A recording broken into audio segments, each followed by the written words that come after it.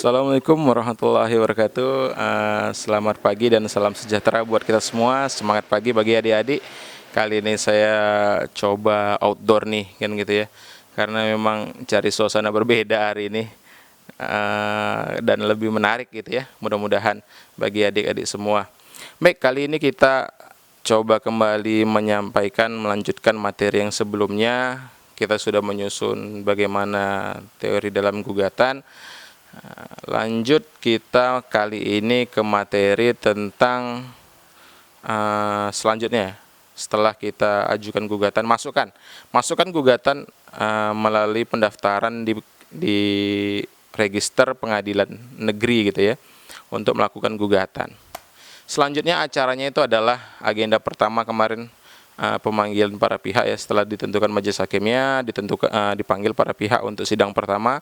Anjuran pertama itu adalah mediasi. Seperti kemarin sudah kita kaji, apa sih pentingnya anjuran mediasi gitu ya. Tentu penting sebab di sini dalam ranah kaidah hukum perdata yang sifatnya privat bagi para pihak, perdamaian itu merupakan jalan yang terbaik sebenarnya. Tidak harus menimbulkan kalah dan menang di dalam suatu persidangan. Karena kalau kita sidang otomatis ada yang menang dan ada yang kalah, ada win dan ada loss. Padahal dalam hal ini ya, seringkali kita dengar istilah menang jadi arang, kalah jadi abu. Ya, itu setidaknya masih menggambarkan kaidah hukum peradilan hari ini, khususnya di dalam kaidah hukum acara peradilan perdata khususnya gitu ya. Karena esensialnya di persidangan itu ya kita berkeras menuntut hak kita tanpa mempedulikan bagaimana pihak lawan dalam pemenuhannya. Padahal kalau kita mau lebih dengan kepala dingin gitu ya menyelesaikan ini, tentunya selesai kasus ini bisa lebih cepat, berbiaya lebih murah mungkin gitu ya, karena kita hanya dapat cost yang kita sepakati untuk kita selesaikan atau biaya yang keluar bisa kita atur. Maka dengan mediasi sebenarnya itu menjadi salah satu jalan keluar yang terbaik. Namun apakah kemudian persidangan tidak bisa menyelesaikan? Tentu hukum hadir untuk menyelesaikan suatu permasalahan. Jika hari ini kita ketahui ada masalah hukum, tentu hukum ini menjadi suatu alat untuk menyelesaikannya. Maka kita mahasiswa hukum harus mampu menyelesaikan setiap permasalahan yang ada. Jangan mengambang-ambang, kan gitu. Oke, selanjutnya setelah kemudian masuk ke dalam persidangan ternyata mediasinya gagal, kita biasanya lanjut hukum acaranya itu adalah ke pembacaan gugatan. Ya, gugatan dibacakan bla bla bla bla bla bla bla bla bla. Kemudian nanti ini silakan cari nanti ya, saya tugaskan pada adik-adik untuk cari runtutan acara peradilan perdata. Bla bla bla bla. Habis setelah itu nanti eksepsi gitu ya. Eksepsi apa itu eksepsi? Jawaban gitu ya. Jawaban atas gugatan gitu, berbalas. Namun mungkin nggak ada acara yang lain? Ini ya. Saya coba jelaskan sedikit, ada perihal acara istimewa dalam kaidah hukum acara perdata. Apa itu? Ya, hari ini kita bisa kenali ada istilah gugur gugatan atau putusan first take. Itu ya, gugurnya gugatan dan putusan first take. Ini dua hal yang berbeda. Yang pertama kita kaji dulu mengenai gugurnya putusan gitu ya. Putusan pengadilan mengatakan gugurnya suatu putusan itu apa sebabnya? Gugur itu terjadi apabila semua penggugat itu tidak hadir ke dalam majelis persidangan meskipun sudah dipanggil secara patut gitu ya. Sebanyak, biasanya sih ada durasi diberikan waktu oleh majelis, misal sebanyak 3 kali. Tapi kalau penggugat itu untuk tergugat ya 3 kali untuk first take. Sedangkan untuk penggugat jika tidak hadir, ini peringatan pertama, biasanya gitu. Yang sidang kedua jika tidak hadir lagi itu langsung gugur, gitu ya, langsung gugur. Saat gugatannya gugur, maka tidak ada hal yang kemudian dapat diputuskan berkaitan dengan tuntutan kita. Itu hanya membuang-buang waktu, kan gitu. Sayang sekali, padahal di situ kita dapat ini ya. Disitulah sebenarnya wadah untuk kita menyampaikan masalah kita agar selesai. gitu ya, di kesempatan hadirnya dalam persidangan. Maka dalam persidangan peradilan perdata, penggugat selaku pihak yang merasa haknya dirugikan, dia wajib hadir di setiap persidangan. Dia wajib hadir di setiap persidangan karena dia yang memohonkan, gitu ya. Karena dia yang memohonkan untuk acara persidangan itu diadakan. Kalau dia tidak ada, ya buat apa? Kan gitu ya. Maka kehadiran daripada penggugat itu menjadi sesuatu yang sangat penting. Sekali saja mungkin tidak hadir itu sudah peringatan, dan kedua kali biasanya langsung gugur. Nah, itu ya perlu difahami. Maka kalau kita sebagai penggugat, kita harus komitmen dengan apa yang kita ajukan, gitu ya, agar hukum acaranya tetap dapat berjalan dengan baik. Itu gugurnya suatu gugatan. Selanjutnya putusan first take. Apa itu Pak? Putusan first take gitu ya. Putusan first take itu merupakan kebalikan daripada gugur tadi.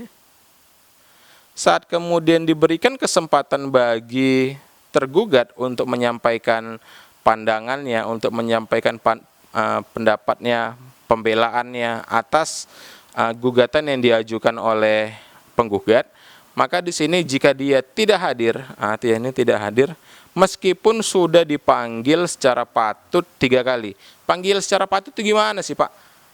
Panggilan secara patut itu biasanya kalau pengadilan menggunakan sistem surat panggilan atau istilahnya relas, itu ya, istilahnya relas. Jadi dalam relas itu biasanya disebutkan identitas penggugat, identitas tergugat, dan mengundang tergugat untuk bersidang, dan juga mengundang penggugat untuk bersidang. Itu relas. Maka saat kemudian tidak hadir setelah dipanggil secara patut 3 kali, maka tergugat hak untuk membela itu bisa hilang. Kenapa? Karena sudah perstek, gitu ya. Saat sudah perstek, ya tidak bisa lagi. Nanti berlaku pula asas hukum ini ya, nebis in idem, gitu ya, bahwa perkara yang sudah diajukan di pengadilan itu sebenarnya tidak boleh diajukan kembali dalam perkara yang sama, dengan alat bukti yang sama, dengan konteks dan substansi yang sama, kecuali ada bukti baru. Itu ya, kecuali ada bukti baru dan ada hal baru yang ingin ia gugat atau gugat balik. Itu ya. Terkait ini, penggugat tidak hadir. Ketidakhadiran penggugat ini kan mungkin ya ada beberapa macam bentuknya, gitu ya. Satu, misal penggugat wafat atau meninggal dunia. So, siapa yang tergugat selanjutnya, kan gitu ya. Tergugat selanjutnya itu adalah ahli waris. Itu ya, ahli waris. Maka ahli waris dapat melanjutkan atau meneruskan perkaranya, gitu ya. Karena memang dalam hal ini bisa jadi ahli warisnya hadir, kan gitu ya, bisa hadir. Baik itu tergugat ya, maupun penggugat. Sedangkan penggugat jika tidak hadir juga demikian, gitu ya. Jika kemudian dia wafat sebelum ada relas, maka boleh dipanggil ahli warisnya, gitu ya, sebagai mewakili. Namun jika dia tidak hadir juga secara patut, tadi ya, maka tetap diputuskan secara putusan gugur. Kalau sudah gugur gimana Pak? Bisa nggak diajukan kembali, gitu ya? Karena dia gugur, putusannya gugur, objek daripada gugatan itu belum dilaksanakan, diambil putusan, maka bisa diajukan kembali, gitu ya. Kenapa bisa diajukan kembali? Karena belum dibahas, belum ada ininya, pembuktian, gitu ya. Belum dibahas masalah itunya. Lalu perstek ini Pak, ada nggak upaya hukumnya? Gitu ya. Ada nggak upaya hukum perstek? Ada. Namanya, istilahnya adalah verzet. Itu ya. Istilahnya adalah verzet. Jadi verzet ini bermaksud membatalkan putusan verstek. Jika tergugat merasa keputusan verstek itu ya keberatan, ya silakan ajukan verzet. Verzet itu adalah perlawanan. Ya, ibaratnya perlawanan atas putusan pengadilan yang menyatakan putusan tersebut diambil dengan perstek gitu ya.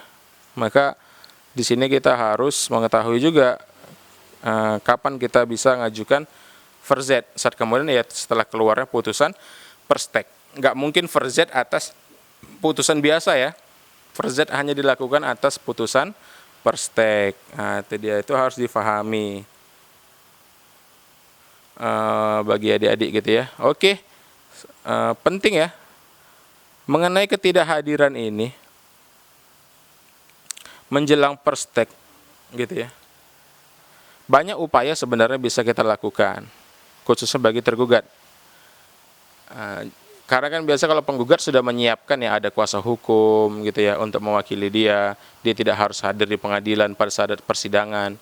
Maka tergugat ini berbeda kondisinya, dia harus bersikap cepat gitu ya. Saat kemudian gugatan masuk, dia harus saat dia menerima undangan ya relas untuk persidangan, maka di situ dia sudah harus menentukan sikap. Dia mau menggunakan advokat atau menggunakan kuasa insidentil gitu ya. Kuasa insidentil itu bisa diwakilkan kepada pihak keluarga atas kejadian-kejadian tertentu yang dia tidak bisa hadir. Misal dia sedang di luar kota, atau dia sedang ada bisnis di luar negeri gitu ya, atau dia ada hal lain, misal ada kemalangan, bencana alam, itu kemudian berlaku kuasa insidentil. Kuasa insidentil itu bisa diberikan kepada orang-orang terdekat melalui jalur keluarga gitu ya, untuk menghadap kepada persidangan bahwa memberitahukan bahwa satu pihak tidak mungkin hadir karena sesuatu hal tertentu gitu ya. Itu minimal datang aja gitu ya. Karena persidangan perdata ini sebenarnya durasi waktunya panjang. Jadi Anda diminta sebenarnya hadir itu untuk menyempurnakan setiap acara persidangan ya. Jika Anda tidak hadir maka acara tidak sempurna. Maka disitulah bisa diambil first take. Nah, itu dia. Karena kan ada kesempatan 3 kali. 1, 2, 3 gitu ya. Setelah 3 kali dipanggil patut tidak hadir baru first take. Nah, maka biasanya ini ya, Anda bisa gunakan kesempatan itu untuk bagaimana melakukan pembelaan terhadap hak Anda yang mungkin itu akan diambil oleh orang lain. Oke, bisa dipahami ya. Baik, itu ada hukum acara istimewa ya sebenarnya dalam kaidah hukum acara perdata. Ada putusan yang gugur sifatnya dan ada first take, putusan first take. Lawannya apa tadi?